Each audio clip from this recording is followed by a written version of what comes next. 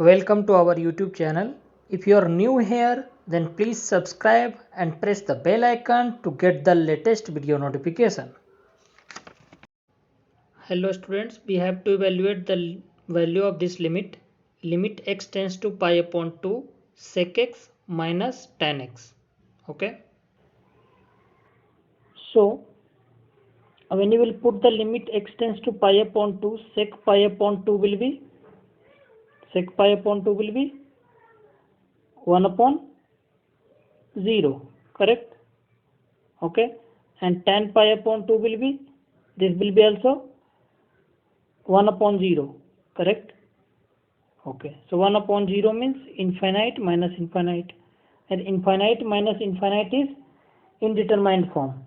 Okay, so it means directly you cannot put the x value as pi upon 2, we have to do some simplification. Okay, so we'll do, this is this form, correct? Infinite minus infinite form, so this is indeterminate form. Okay, now how we can solve this? Limit x tends to pi upon 2. Okay, sec x I can write as 1 upon cos x, and tan x I can write as sin x upon cos x. Okay, now I will simplify again. Limit x tends to pi upon 2, and LCM I will take cos x as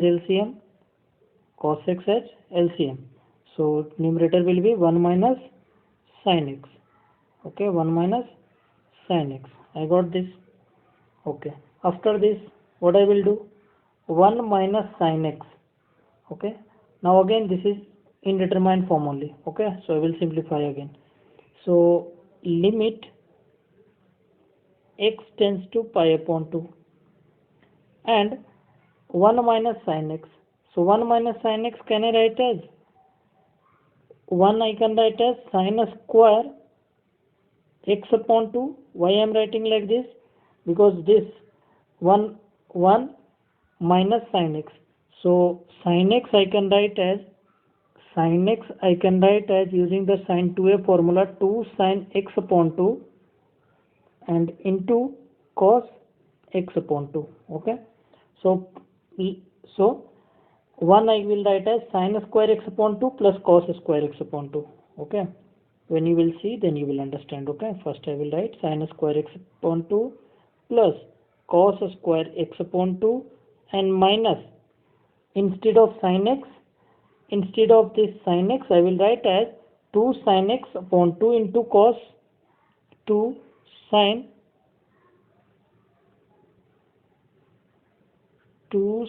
x upon 2 into cos x upon 2. Okay, so this is our numerator, and denominator, since this I will get sin square x upon 2 minus, correct, a square plus b square minus 2ab, so I will get a minus b whole square. A minus b whole square means sin x upon 2 minus cos x upon 2 whole square.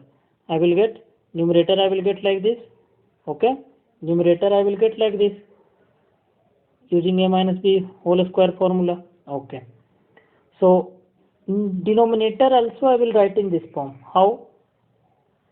Cos x I can write as cos x upon 2 cos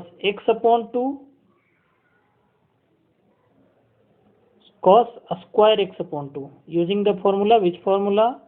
Cos 2a formula as cos square a minus sin square a. Okay, so here a is 2a is x, cos x, so 2a is x, so a will be x upon 2, so cos square x upon 2 minus sin square x upon 2.